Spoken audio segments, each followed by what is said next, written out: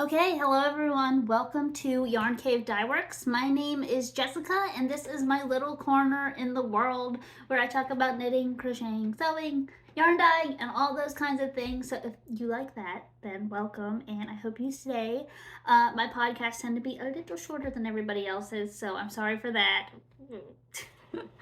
But I'm recording on my camera today because I keep getting this buzzing sound in my microphone and I can't get it to go away. And I actually recorded a podcast literally 10 minutes ago, and there was just buzzing all through the video. And I'm like, I can't post this. So it's very discouraging, especially when it it just feels less authentic when you have to record it a second time. So I apologize if it seems scripted or something. It's not. It's just I already recorded it and now I have to do it again, and it's kind of a little bit of a buzzkill. And yeah. So I have no finished objects. I do have some works in progress. I did do a lot of work this past 2 weeks. I've been doing a lot of sewing, and I had a fiber event yesterday at the Fredrick Fiber Fest. That was really fun. And yeah, so you can find me as Yarn Cave Dyeworks on Instagram, Facebook, YouTube. And I'd appreciate it if you liked and subscribed so that we can continue this yarn knitting journey together. And yeah, so let's talk about works in progress. So my first works in progress is my Celtic Forest shawl by Simona Varga. I'm knitting this in Earth yarn, URTH, Earth yarn, and they do natural dyeing. So this is dyed with cinnamon. And when you first saw the shawl in the last podcast, I was down here. I had just started, it's all curly. I had just started the second cable, so I just had a little bit done. So I've gotten a good bit done. I'm really enjoying the knit. It's a really fun cable pattern to work. What was I gonna say? The cabling is just down at the bottom edge, so it's not through the entire shawl. So it's like a nice mix of complexity, and the cable pattern isn't, while it looks like it's intricate, it's pretty easy and requires, but it does require paying attention. So I mark my rows as I go. This yarn is very squishy. I have this much left of the first ball, and then I'll be starting the second ball. Very excited. I'm keeping it in my Fat Squirrel bag by Amy Beth. I love this bag. You see it in every podcast. And then I also have this very cute golden retriever hand sanitizer attached to it that my sister-in-law got me. I love it. And also it lights up. It's so cute. So there is that. My second work in progress is a pair of socks for my sister. These socks are being knitted with a pattern that I've never used before. This is the Magic Heel sock by the Autumn Acorn, and I'm using a size 1 needle. That's what I typically use for my socks. And this sock yarn is by Dream in Color. Where is my sock? Dream in Color, and this is Venice in Autumn, September 2023, smushy cashmere, fingering weight. It's a superwash merino cashmere nylon blend. So like I said in my last podcast, I don't typically knit this type of heel in my socks. I usually use the Fish Lips Kiss heel, but I just wanted to try something different. I think it will fit nicely, but I just miss the knitting the structured heel. So I think I'll go back to my old ways after I'm done with this pair, but it was fun to try it out, and you know, it's always good to give something new a try. For the toe, I'm going to be knitting a rounded toe. I found a free pattern on a blog. I will link the description below. I'm not sure if I'll like it, but I'm gonna give it a go. I love rounded toes. A lot of people do the standard Kitchener, but I just think there is something so beautiful about a rounded toe. I actually used to knit back when I would knit socks more frequently. I would start toe down and knit to the cuff, and I would always start with a rounded toe pattern that I loved. And I don't love knitting toe up, but I loved that rounded toe, and that's why I would knit those socks. So I do typically now cuff down, but I hadn't found any round toe patterns, but I found this one, so I'm gonna give it a go, see if it works, see if I like it, see if it's cute. Because a lot of the time I have problems with the boxy shape of the pattern of the Kitchener and the standard toe in socks. I just like there to be more of a curve. I don't like hard lines, I think, is my problem. I'm storing it in this bag. This bag was sewn by me. This is a cute little Halloween bag. I do have fabric left, so if you are interested in a cute little Halloween bag, it's got little witches riding a broom and little jack-o'-lanterns and stars. So if you are interested in a bag, just send me a message and I can get one out to you. I would have to make it first, and I can make you a larger size. This was just sort of a mock-up, and I am doing bigger sizes now.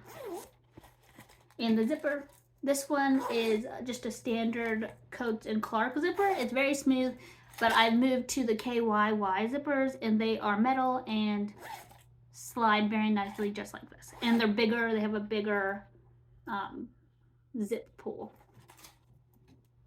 Alright, and my last knitted work in progress is just a simple little curled brim hat. I am knitting this hat with my colorway. This is Falling Leaves. This colorway is very pooly, so the next time I make it up, I'm going to tweak how I put the dye on the yarn because I don't care for the pooling, but I am marketing it as a pooling yarn. So if you are interested in a pooly yarn that gives you these really fun fall colors, we have orange, a orangey red, and a tanny color. This is a really nice option. I am knitting this in the baby alpaca base, so it's super soft and super lofty and drapey. I am knitting this just a little baby hat. I'm going to keep it for myself for one day when we have babies, and I'm just in such a baby fever mood right now. My husband is like, no. And I'm like, please. It's like the bane of my existence right now. I just want to have a baby. So there you go. So I thought to kind of curb that, I'm just going to knit a bunch of baby things that will either help me or make it worse. I don't know, but that's what I'm planning on doing right now. and let's go into, oops, hold on, I have this thing. So this I'm actually knitting for a friend who just had a baby. This is a shawl, or sorry, this is a sweater we bought off of Amazon, and I'm just stitching the baby's name into the sweater. And I wanted to get your guys' opinion. If you could leave me a comment in the comment section. Do I leave it like it is with just a single line, or should I go through and make the line thicker? I can't decide. I like it how it is. I don't know if it would look better with a thicker line. I don't know. So if you could give me your opinion, I would greatly appreciate it. My yarn is falling apart. I'm gonna have to fix that. So that is all of the yarn stuff. I do have some finished bags. This is currently in the shop. It's our Christmas avocados bag, and this is with our KYY zipper. Again, the zipper pull is bigger, and it is so smooth. So that was a big factor for us. I do not want a zipper that catches. And we have a cute little handle. The cute little avocados have little hats and beards and scarves and little antlers. Again, this is available in the shop, and I think it's so cute. And this is a bigger size, much bigger, if you can see here. This is the larger size. This is the smaller one that I did, and these are much bigger. The dimensions are posted in the shop. I don't want to give you the dimensions because I can't remember them right now. And I do have 2 different interfacing options listed in the store. This is the thinner option, and it is a mid-weight interfacing, and so you still get that a little bit of stiffness, but it is still lofty, and it stands up. As you can see, it's standing up, but it can fall over. But once you have something in there, like you can see with this, there's stuff in it and it's sitting up. So there you go. And the other one is a little bit thicker. It's more of like a quilting batting, and it's thicker, and it kind of looks more of like a plushy toy, is how I would describe it. It's plushy. So you have an option for like more of a flat look or a plushy look.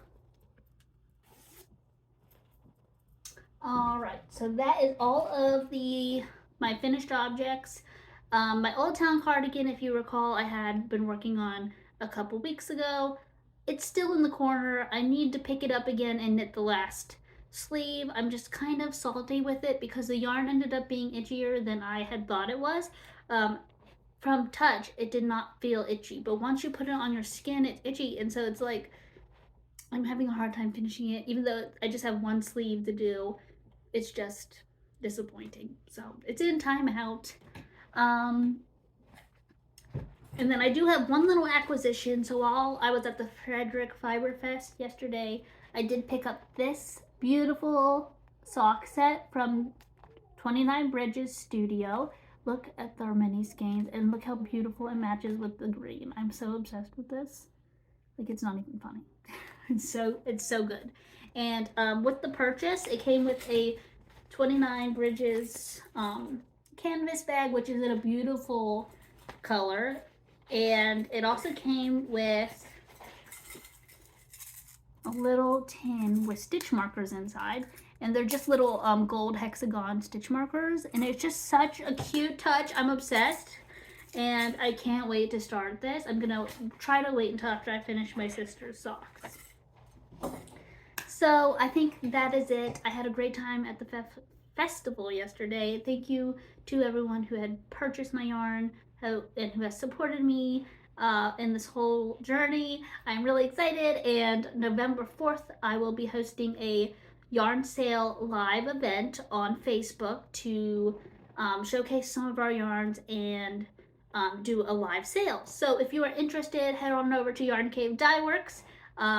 There is an event that has been made, and you can just add yourself and you will get notifications when the event starts, and all the information is over there. So again, Yarn Cave Dyeworks on Facebook, and I will see you guys in a little bit. So bye.